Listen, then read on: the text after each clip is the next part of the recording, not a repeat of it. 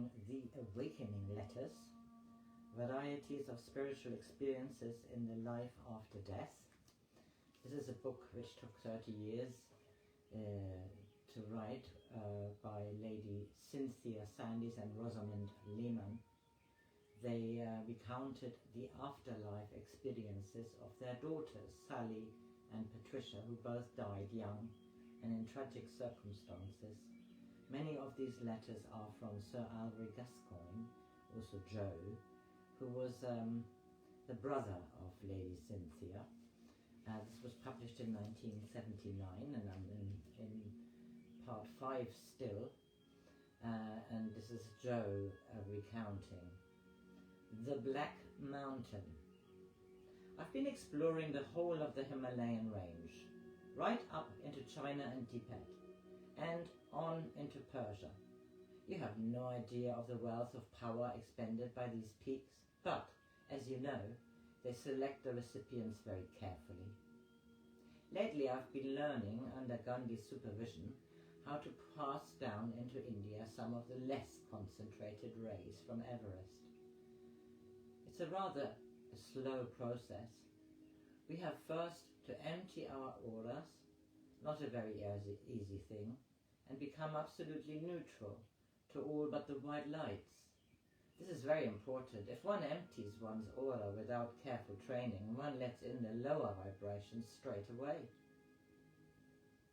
It took me a long time to devise a method of my own to tune in only to the white rays.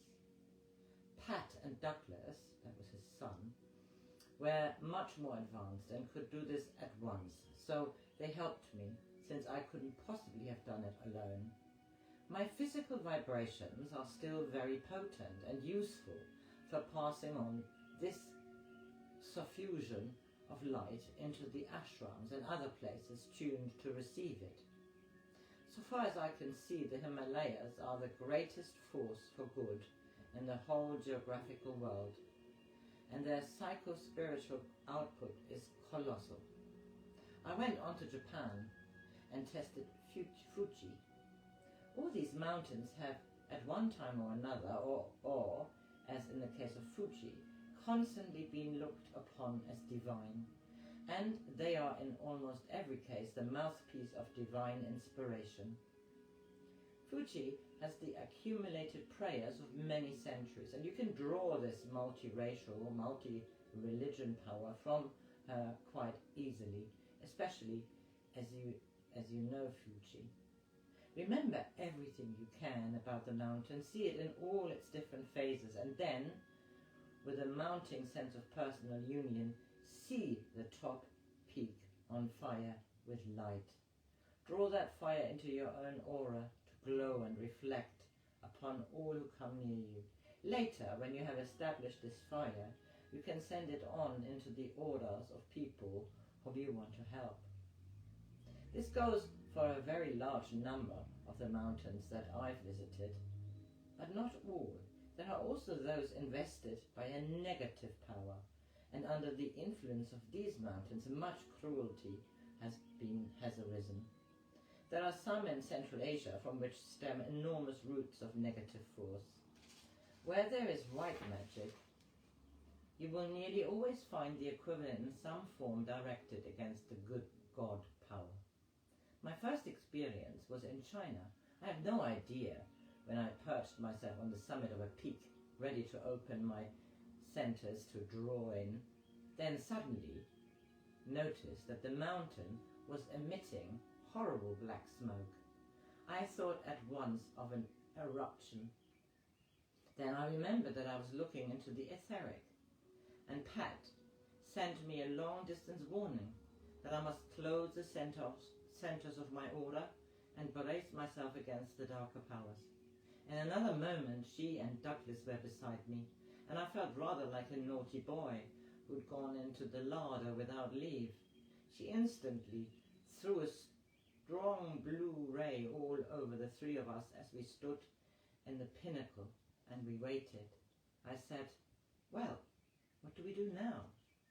"Wait and emit all the white power you can. We must not only save you, but also the mountain. Here, for centuries, have been imprisoned the entities of those who have done much evil, but they have mostly expiated their sins and are ripe for release.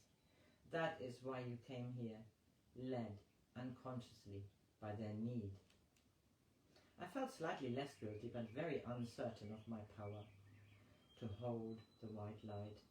The dark smoke was suffocating us, and I saw no light. Then, at the worst moment, when I was almost fainting, Douglas and Pat emitted a ray of dazzling white light, which was instantly reflected by numerous other peaks and points of light all over the vast expanse of mountains before and beneath us. I simply gasped. The whole of my body was quaking with the unexpected contest of light and darkness, which was taking place within and around me. The frightful noise was deafening, but with the light came calm, and as we three stood together I sensed that the battle had been won and the mountain cleansed of these horrible vibrations forever. Very slowly they gathered me up with them, and we moved off to Fuji for rest and recovery. It has been a soul-rending experience, and one which they say must be repeated over and over again before the earth is cleansed and able to absorb the white light completely. So I'll stop at this one letter, and hope you have a nice Wednesday, the 27th of May.